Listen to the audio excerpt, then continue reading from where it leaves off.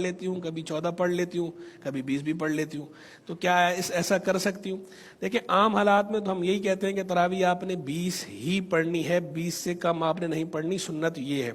In case اگر آپ کی طبیعت ٹھیک نہیں ہے تو آپ کے پاس یہ آپشن موجود ہے کہ آپ تراویح کھڑے ہو کر پڑھنے کی بجائے بیٹھ کر پڑھ لیں، لیکن بہتر ہے آپ 20 پڑھیں۔ اور اگر پھر بھی کبھی طبیعت بہت زیادہ خراب ہے اور 20 مکمل نہیں کر سکتی، 20 سے کم پڑھتی ہیں، تو بہرحال پھر یہ بہتر ہے بالکل نہ پڑھنے سے کچھ پڑھنا بہتر ہے، some thing is better than nothing. پھر اور اس صورت میں گناہگار بھی نہیں ہوں گی، لیکن اسے عام عادت نہ بنائیں، جنرل پریکٹس نہ بنائیں۔ پھر ایک جو ہے وہ بہن نے پوچھا کیا ہم فلاحی ادارے کو زکوٰۃ دے سکتے ہیں؟ دیکھیں ادارہ کوئی بھی ہو، اگر وہ ادارہ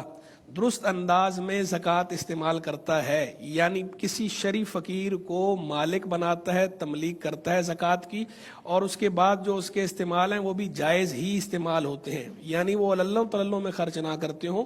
اور شرعی مسائل کا ادراک رکھتے ہوں اور صدقات واجبہ اور صدقات نافلہ کا فرق جانتے ہوں، یعنی علم بھی ہو اور تقوی بھی ہو۔ اگر اس طرح کا کوئی ادارہ ہے، انسٹیٹیوٹ ہے، تو اس کو تو ٹھیک ہے آپ زکوٰۃ دے سکتی ہیں، لیکن اگر اس طرح کا ادارہ نہیں ہے، یعنی وہاں لوگوں کو علم نہیں ہے، زیادہ مسائل کا باریکیوں کا علم نہیں ہے، یا تقوی پرہیزگاری کا فقدان ہے، دیانت داری کا فقدان ہے، پھر ایسوں کو زکوٰۃ نہیں دے سکتی، جائز نہیں۔ پھر جو ہے وہ ایک بھائی نے سوال پوچھا کہ مسجد میں فجر کی نماز کے بعد امام صاحب روز تلاوت کرتے ہیں اور باہر لوگ باتیں کر رہے ہوتے ہیں، تب کیا حکم ہے؟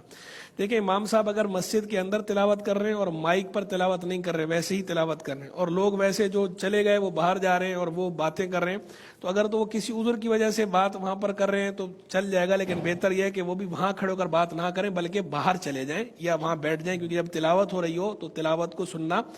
فرض ہوتا ہے۔ لیکن ان کے بیان سے ایسے لگ رہا ہے کہ وہ جو امام صاحب تلاوت کر رہے ہیں تو کچھ نہ کچھ بیٹھ کے سن بھی رہے ہوتے ہیں، یعنی ایسا نہیں کہ وہ اکیلے ہی بلند آواز سے پڑھے جا رہے ہوں، اگر کچھ نہ کچھ بیٹھ کر سن رہے ہیں جو موجود ہیں اور باقی جنہوں نے نہیں سننا وہ جا رہے ہیں، وہ گھر کو جا رہے ہیں، تو اس صورت میں حرج نہیں۔ لیکن اگر وہ مائک پر ایسا کرتے ہیں تو مائک پر ایسا نہیں کرنا چاہیے کہ جتنوں کی طرح آواز آئے گی، بالکل تلاوت کا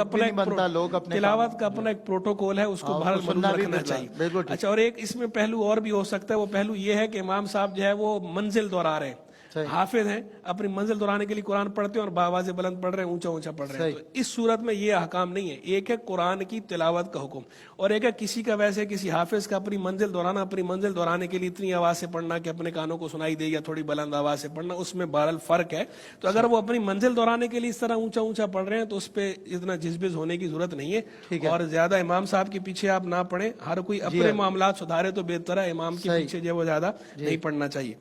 ایک جو ہے وہ بہن نے سوال پوچھا کہ میں ان میرڈ ہوں، 40 سال میری عمر ہو گئی ہے، تو میرا کوئی آگے پیچھے نہیں ہے، لیکن میں حج پہ جانا چاہتی ہوں، بچپن سے مجھے شوق ہے، پیسے بھی جمع کر لیے، تو کیا میں بغیر محرم کے حج پر جا سکتی ہوں؟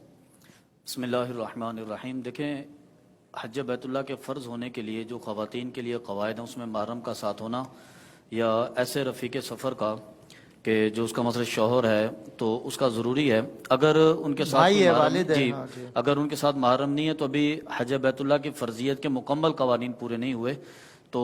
اللہ رب العالمین سے دعا ہے کہ ان کے لیے آسانی ہو، ان کی شادی کے اسباب ہوں، شادی ہو جائے تو شوہر کے ساتھ چلی جائے یا پھر اپنے والدین کے ساتھ یا بھائیوں کے ساتھ یا کسی اور کے ساتھ۔ حضرت ایک آپس کی بات ہے، ٹو بی ویری آنیسٹلی، شادی بھی اس شوہر سے ہو جو صاحب حیثیت ہو، کیونکہ ساری زندگی حج کے پیسے جمع کیے، دوسرے کے پیسے حج تو 15-20 لاکھ روپے کا حج ہوتا ہے حضرت، وہ کہاں سے دوسرے کے پیسے لائیں گی؟ اس میں ایک میں ضروری وضاحت کر دیتا ہوں، ویسے جواب تو حضرت نے بالکل صحیح جواب تھا، لیکن یہ ایسی جو عورت ہوتی ہے نا جس پر حج اگر فرض ہو جائے اس طرح اور اس کے پاس محرم کے پیسے نہ ہوں، اس صورت میں جو ہے وہ حج فرض تو ہوتا ہے، حج واجب ہوتا ہے، لیکن وجوب ادا جو ہے، وجوب ادا کا معاملہ الگ ہے کہ وہ محرم کے بغیر نہیں، لیکن اس پر اپنا چونکہ فرض ہے، تو اگر وقت وفات تک محرم کے پیسے نہ ہو یا محرم نہ ہو تو پھر اس صورت میں لازم ہوتا ہے کہ وصیت کر کے جائے کہ اس کی طرف سے جو ہے وہ حج بدل کرایا جائے، حج بدل کی وصیت کرنا لازم ہے، لیکن وقت وفات ٹھیک ہے، لیکن نفس وجوب جو ہے وہ ثابت ہو جاتا ہے۔ وجوب ادا میں اور نفس وجوب میں فرق ہے، نفس وجوب محرم نہ بھی ہو تو ثابت ہو جائے گا۔ حضرت نے کہا نا مکمل قوانین پورے کہ ان کو صحت عافیت کے ساتھ لمبی زندگی ہو، لمبی نہیں، حضرت نے دعا تو اپنی جگہ بھرا، لیکن مسئلہ تو ہم بتائیں گے۔ انہوں نے مسئلہ بتانا ضروری ہے۔ بعض اوقات ایسا ہوتا ہے کہ لوگ یہ سمجھ समझते हैं कि शायद अगर महरम ना हो तो हज सिरे से फर्ज ही नहीं हुआ। ऐसा नहीं है, फर्ज हज हो जाता है, लेकिन उसकी अदाई वाजिब उस वक्त होती है नफ्से वजूब हो जाता है। ये बारीक फर्क है फिका का कि एक है नफ्से वजूब और एक है वजूब अदा। हज फर्ज हो चुका, नफ्से वजूब के लिए महरम के पैसे होना शर्त नहीं अच्छा है। वो इन्होंने फरमाया था कि मुकम्मल कवानीन पूरे नहीं हुए, वो बात कही थी। वही ये कह रहा हूँ, फर्ज है लेकिन फर्ज हो चुका है इन पर, लेकिन वजूब अदा